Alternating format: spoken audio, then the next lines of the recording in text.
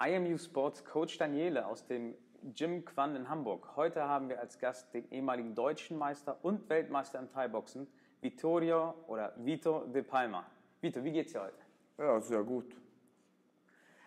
Heute möchten wir einen genauen Blick auf deine Geschichte werfen, von den Anfang bis heute, innerhalb und außerhalb des Rings. Ich hoffe, du bist offen dafür. Ja, kein Problem. Ich bin real, sagt man. Das freut mich. Das ist schön, dass du auch dir die Zeit genommen hast dafür. Danke. Du bist ja in Bari in Italien geboren, aber in Hamburg aufgewachsen. Ist das richtig? Ja, das stimmt. Also ich habe bis mein 10. Lebensjahr in Italien gelebt. Ne? Und danach sind meine Eltern nach Italien gekommen und haben mich da abgeholt quasi. Ah, okay. Also deine Eltern waren vorher schon in Deutschland und haben sich das hier... Ja, sie haben die Welt umreist, besser gesagt. Und dann wurden sie in Deutschland ansässig. Ah, okay, ja, super. Klasse. Das ist schön eigentlich auch. Bari liegt ja südöstlich Italiens, am Anfang der Hacke, richtig? Da unten. Ja, genau. Wenn man sich den Stiefel so vorstellt, ne, ist die Hacke praktisch Apulien und da sind wir die Hauptstadt. Das ist genau. Bari. Ja, eigentlich ja das größte Dorf der Welt, sagt man ja so schön, ne? Also ja, wenn Dorf, Stadt und Seemannsleben, ne? Ja, also genau. Hamburg, ein bisschen, genau, ein bisschen von allem. Hamburg ne? in Italien, so nach dem Motto. Genau. Und genau. Deine Eltern kommen auch beide ursprünglich von da? Ja. Ja. Okay, sind auch beide da geboren. Ja, genau. Und hast du auch Geschwister oder bist du ein Einzelkind? Oder? Nein, also ich bin der Älteste von 4 Geschwistern. Also insgesamt sind wir 5. Ne? Also dann kommt mein Bruder Donato, Antonio, Angelo und meine kleinste Blume, das ist meine Schwester Angela. Ah, okay. Also schön. Eine schöne, große Familie, ne? Ja, genau. So wie wir das bei uns in Italien auch so kennen. Ja, genau. Kannst du dich an deine Kindheit in Bari erinnern und hattet ihr auch Familie? Du hast ja, wenn du sagst, deine Eltern waren weg, dann hast du bei deinen... Ja, ich habe ja bei meinen Omas und Opas gelebt. Ja. Die haben uns, also wie soll ich dir sagen, das ist so, die haben mich, ja, beide Familien haben mich geteilt. Mal war ich eine Woche hier, bin zur Schule da gegangen, ja. Ne, und mal war ich eine Woche da und bin trotzdem zur Schule da gegangen. Also die haben praktisch so die Erziehungspflicht aufgenommen, sagen wir mal so. Meine Tanten und meine Onkels, also mein Vaters Familie ist 9-stellig und meine Mutters Familie 6-stellig. Also wir haben schon große Familie und dann, ja, wie man das von Italienern kennt und so, ist es, wir sind weltweit verteilt. Ja, genau. Aber das ist doch schön. Da hat man immer Urlaubsziele, ne, wo man denkt. Ja, genau. Es wird nicht langweilig. Nee, das glaube ich gerne. Und als du dann nach Deutschland gekommen bist, seid ihr dann direkt nach Hamburg gezogen oder habt ihr vorher woanders gelebt in Deutschland? Nein, wir sind direkt nach Hamburg gekommen. Also wie sagt man, Hamburg meine Perle, ja. Ne, und ganz weg, also hier bin ich groß geworden, ich bin Asiate. Also. Ja, guck mal, ja, sage ich auch mal. Italienischer Hamburger Jung, sage ich immer. Ja, genau. Und sind deine Geschwister, sind die auch in Italien geboren oder sind die hier geboren?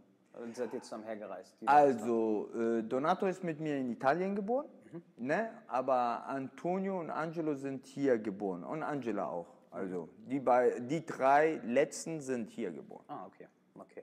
Und du sagtest, du warst 10 Jahre alt, als du hier nach Deutschland gezogen bist ungefähr. Ne? Das war ja, also ich schätze mal, du bist so in den 80er oder 90er Jahren hier in Deutschland aufgewachsen oder in Hamburg aufgewachsen.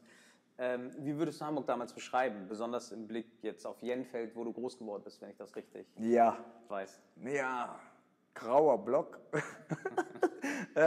Also wer Jenfeld kennt, also man weiß, das ist praktisch ein Ghetto. Ne? Und da sind nur Hochhäuser und natürlich haben wir auch eine kleine Siedlung, wo Häuser so und sonst. Wie habe ich Hamburg empfunden? Ja, ganz ehrlich, fremd. Es war nicht mein Land. Ich hatte Strand und Meer. Unser Zuhause war 50 Meter von Strand entfernt Ja. Also, ne, dann komme ich hier als kleiner Junge und dachte, okay, ich mache Urlaub mit meinen Eltern. Ja, und das war der längste Urlaub meines Lebens, sage ich mal so. Ja, gut, okay, ja. Das ist, Ja. da kommen wir nachher nochmal zu, wie dann die Heimat, Ja, wie sie dann war und sowas, das stimmt schon. Und du bist ja als eins von 5 Geschwistern und der Älteste der Familie. Wie war es für dich, gerade mit dieser Position aufzuwachsen hier in Hamburg? War das für dich, musstest du andere Verantwortung übernehmen, oder? Ja, was soll ich dazu sagen? Ich bin ja auch sehr streng aufgewachsen. Also das heißt, ich war der einzige Junge in der ganzen Familie. Wir hatten in der Familie war ich der erste Junge, der geboren wurde, und dann praktisch habe ich diese Hierarchie kennengelernt, ne? So, Mann muss Mann sein, ne? Und so, und das habe ich alles von meinem Opa geguckt, mir angesehen und angewöhnt, ne? Dass der, wie sagt man, Familienoberhaupt am Tisch vorne sitzt und dann praktisch seine Söhne, seine Töchter und seine Frau rechts vor. Und das hatte ich mir, also es ist sehr kompliziert zu erklären. Also wer südländische Familien kennt, ne, weiß, worüber ich rede. Also sagen wir mal, das südländische Flair auch erlebt hat, dass wir sehr familiär sind, ne? Und die Männer stehen ja für die Familie da, arbeitsmäßig und bla bla bla. Das habe ich mir ja alles angewohnt, wo ich hierher kam. Und dann muss ich ja dazu sagen, dass ich seit meinem 14. Lebensjahr ja praktisch alleine auf mich gestellt bin. Ich hatte einen Konflikt mit meinem Vater und dann war ich auf der Straße. Okay. Ja. Und deswegen war es sehr kompliziert. Aber das, was ich mitgekriegt habe als Kind, hat mir sehr geholfen, das nach vorne zu schauen. Ja, du musstest sehr früh schon Verantwortung für dich übernehmen. Genau. Und es hat bestimmt seine Vorteile, aber man ist als Jugendlicher oder als Kind ja auch irgendwie, mit 14 ist man so mittendrin zwischen Jugendlichen und Kind, so in der Entwicklung. Ja, ich war ein erwachsenes Kind. Also ich war ein Erwachsener in einem Kindskörper und wollte aber gerne auch Kind sein. Und das war der Konflikt zwischen zwei, wie soll ich dir sagen, zwischen zwei Menschen, die in einem Menschenkörper also ich verstehe, was du meinst, ja. Yeah.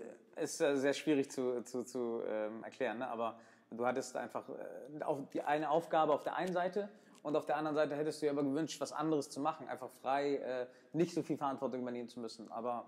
Ja, die Kindheit, die ich in Italien erlebt habe, also praktisch Kind zu sein, also ich hatte Spaß, ich wurde gepflegt, dies, jenes, die hat mir dann in Deutschland gefehlt ab meinem 14. Lebensjahr, weil ich dann praktisch auf mich selbst gestellt war.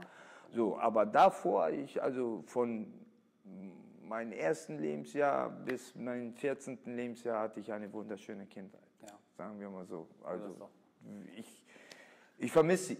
Ja, das glaube ich. Jetzt als Erwachsener, ne, sagen wir mal so. Ne? Jetzt hat man eine andere Verantwortung. Ja, genau.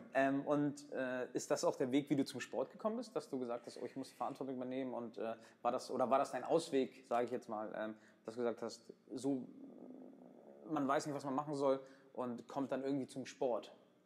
Oder was waren deine ersten Kontakte mit Sport? Ja, die ersten Kontakte mit Sport waren ja mit 8 Jahren. Ich habe ja Fußball und Karate gemacht. Ja. In Italien hat es ja schon angefangen, weil jetzt rede ich von meinem Opa, ne, und meine Onkels und so. Aber die haben ja diese sehr aktive Art von mir gesehen. Ja. Ich war ja nicht zu bremsen. Ich war sehr aktiver junges Kind. Also, ne, also wie sagt man, Kind, ne? Also, ja, genau. Einfach aktiv, ne? Genau. Und kann man auch sagen, ein bisschen überaktiv. So, ich bin da hochgeklettert, auf den Berg bin ich hochgeklettert, ich kam nicht runter vom Berg. Und dann haben sie praktisch entschlossen, mich beim Fußball, also praktisch bei Sportaktivitäten an. In Italien ist es ein bisschen kompliziert, also gibt es nicht so viel Vereine wie jetzt in Deutschland. Ja, genau. Ne, so. Und dann habe ich Fußball in der Kirche gespielt, ne? In der Fußballmannschaft, in der Kirchenmannschaft, ne? So als Achtjähriger, also Pampas-Liga bestimmt war das, wie auch man das nennt. Ja. So. Und Karate durfte ich machen, weil ich sehr impulsiv war, ne? Schon als Kind. Das waren auch deine ersten Kontakte mit Kampfsport, ne? Dann da Genau. als Achtjähriger in Italien und mit dem Karate an sich dann. Genau.